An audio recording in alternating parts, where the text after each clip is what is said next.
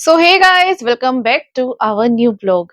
और आज है फ्राइडे। अभी बज रहे हैं दोपहर के 12 और आज मैंने अपना चोखटा मतलब मुंह पे कुछ लगाया हुआ है क्योंकि आज हमें जाना है एक पार्टी में। और सुबह से उठी हूँ तब से कंटिन्यू शताब्दी एक्सप्रेस बनी हुई हूँ क्योंकि कहीं जाना होता है ना, तो घर के काम के साथ साथ खुद को भी संवारना होता है। बहुत दिन हो गए सर्दियों में ना कुछ किया नहीं था, तिगड़म विगड़म ऐसे डरावनी सी शक्ल लेके जाऊंगी तो सब डर जाएंगे। तो थोड़ा सा मैंने सोचा कि अपने आप को संवार लेते हैं, शायद कोई मेरे साथ सेल्फी खिंचवाने आ जाए। हाय हाय। तो फटाफट से मैं रेडी हो जाती हूँ। अभी मेरे को अपनी आउटफिट भी सोचना है क्या डालना है। मैंने भी डिसाइड नहीं किया क्योंकि पहले मेरा जाने का कोई प्लान नहीं था।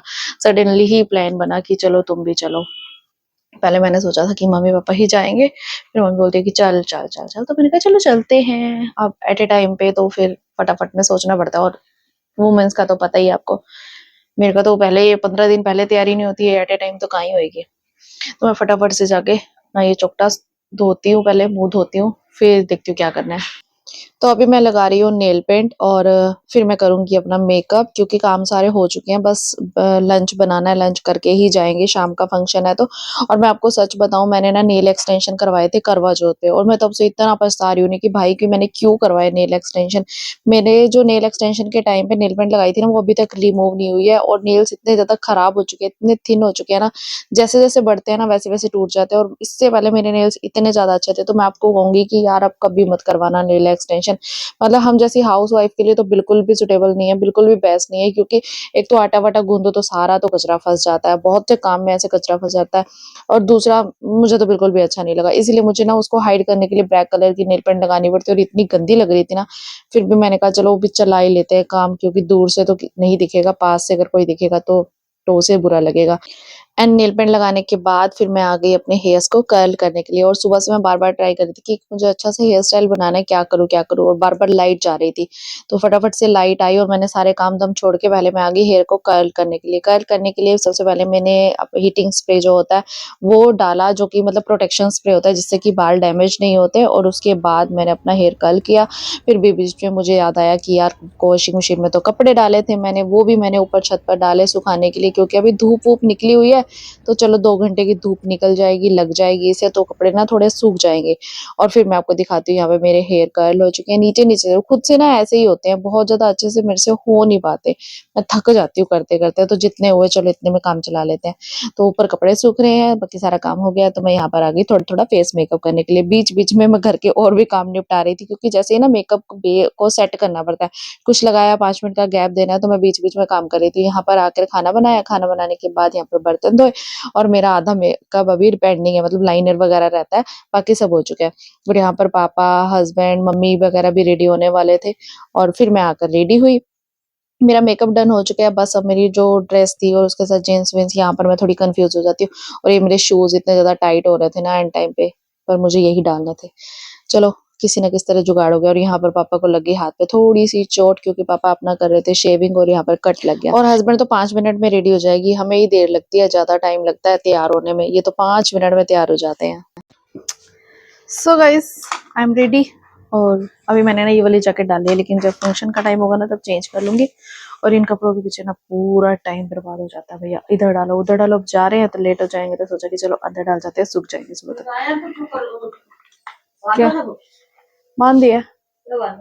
उसी का ही निकाल के बांध दिया, थोड़ा सा जुगाड़ बिठा दिया। जुगाड़ू निशा। चले हो गया, ठीक है।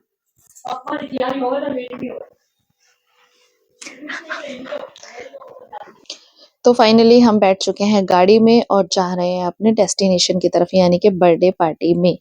और यहाँ मम्मी के साथ मैं बहुत दिनों बाद ट्रैवल कर रही हूँ, मतलब बहुत ऐसा कुछ बना नहीं चांस कि हम एक साथ कहीं जाएं।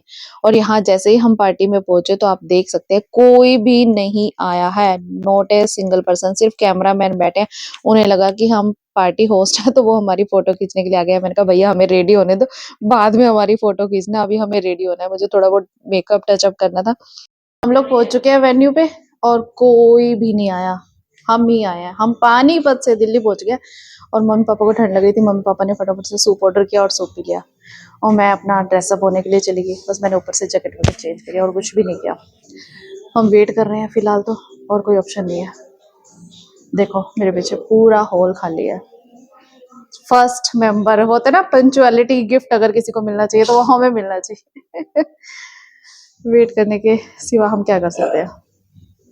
मम्मी पापा तो सूप पी बैठे हैं, मैं भी पी लेती हूँ। तो भाई पार्टी होस्ट भी नहीं आया और कोई और गेस्ट भी नहीं आया था, तो हमने सोचा कि चलो हम थोड़ा इधर मस्ती कर लेते हैं। मैंने और मनु ने एक दो रील्स बनाई, हस्बैंड के साथ थोड़ी मस्ती की, थोड़ा बहुत कुछ स्नैक्स ऑर्डर करके खाया। हमने कहा हम तो भाई शुरुआत कर दे, हमसे तो भूख बर्दाश्त हो नहीं रही, आएंगे जब आ जाएंगे गेस्ट। हमने थोड़ी मस्ती की और इतने में गेस्ट आने शुरू हो गए। और यहाँ पे जैसे गेस्ट आए ना, ये अंकल मुझे बोल रहे थे मैं आपकी सारी वीडियोस देखता हूँ और मुझे आपकी सारी वीडियोस बहुत अच्छी लगती है। तो मैंने अंकल को थैंक यू किया और मैंने अंकल को बोला कि आप मेरे ब्लॉग में आ रहे हो। अंकल को लगा चलो मैं हट जाता हूँ, मैंने कहा नहीं नहीं अंकल आप रुको, मेरे को ब्लॉग में सबको लेना है, आप भी आओ क्यों ना आओ। तो होना चाहिए ना, अगर मेरे फैन है या फिर मतलब जैसे भी आप समझ सकते हो। तो मुझे अच्छा लगा कि हाँ सब लोग मेरी वीडियोस देखते हैं और पसंद भी करते हैं, तो ये मेरे लिए एक मोटिवेशनल थॉट्स कह सकते हो या जो भी अप्रिशिएशन है। और यहाँ पर इस डोल का बर्थडे था और ये देखो कितनी ज़्यादा हैप्पी लग रही है। यहाँ पर म्यूजिक चल रहा था, डांस कर रही थी। यहाँ पे आ गई इसकी मम्मी, जिनकी बेटी का बर्थडे है, भाभी है मतलब मेरे मामा ससुर की बहू।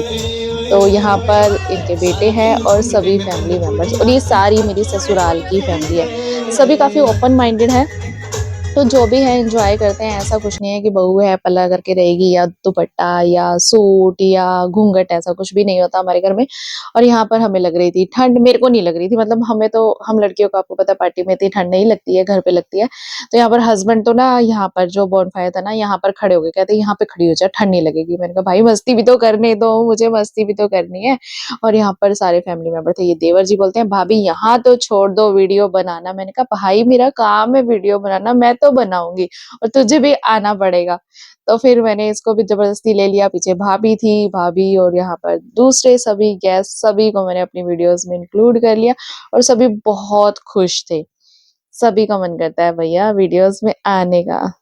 और अब मैं भी बहुत ज्यादा खुश थी क्योंकि सभी मेरी वीडियोस देखते हैं, पसंद करते हैं। और यहाँ पर जो भाभी है ना, वो अपने चाचा ससुर से मस्ती करते हुए, पीछे आप देख रहे हैं ना, तो ये चाचा ससुर है, मतलब ससुर भी कह सकते हैं आप, ससुर ही हैं। और यहाँ पर फुल मस्ती चलती है। और यहाँ पर देखो ये मम्मी है और मम्मी के भाई यानी कि मेरी सासू माँ और मेरे मामा ससुर जी गॉसिप कर रहे हैं। बहुत सालों बाद मिले हैं, तो आप सोच सकते हैं कि क्या गॉसिप कर रहे होंगे, कैस कीजिएगा। और यहाँ पर है ये साला और जीजे की जोड़ी, मतलब मेरे ससुर जी और दूसरे मामा ससुर जी। और ये लोग भी गॉसिप कर रहे थे और मैं कर रही हूँ मस्ती। और यहाँ पर आगे मेरी फेवरेट ननद, मतलब ननद नहीं मेरी फ्रेंड बोल सकते हो, ये मेरी ननद है। और मेरी रियल ननद नहीं है, लेकिन ये मेरी ननद कम फ्रेंड है, तो फ्रेंड की तरह ही हम हमेशा बहुत बातें करते हैं और आपस में सारी चीजें शेयर करते हैं मतलब। और यहाँ पर सब हम फिर बहुत मस्ती की, सब जब इकट्ठे हो गए तो हमने बहुत मस्ती की, थोड़ा डांस किया, थोड़ा इंजॉय किया, थोड़ा खाया, थोड़ा पिया और बहुत सारी गॉसिप की, क्योंकि बहुत टाइम बाद मिले थे। फिर टाइम आ गया केक कटिंग का। तो ये है क्यूट सी डॉल के लिए क्यूट सा बाबी वाला केक।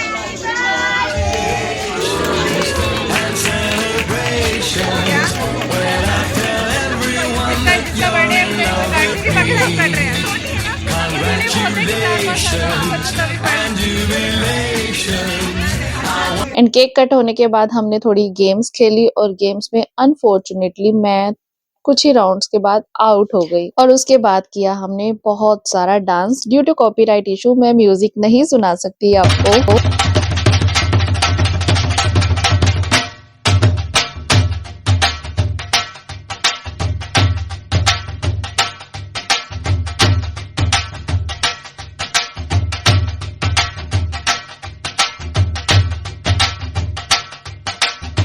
और डांस करने के बाद आ गए हम खाना खाने के लिए। और यहाँ पर ये बैठे हैं मेरी मासी सास जो कि खाना खा रहे हैं। सारी मेरी ससुराल वाली फैमिली को आप मेरी इस वीडियो में देख लोगे। मेरी ननद मेरी सासू माँ के साथ गॉसिप करते हुए, काफी दिनों बाद मिले हैं तो दिल के हाल चाल बांटते हुए, बुआवती जी और उनके साथ में बैठी थी दूसरी मामी जी।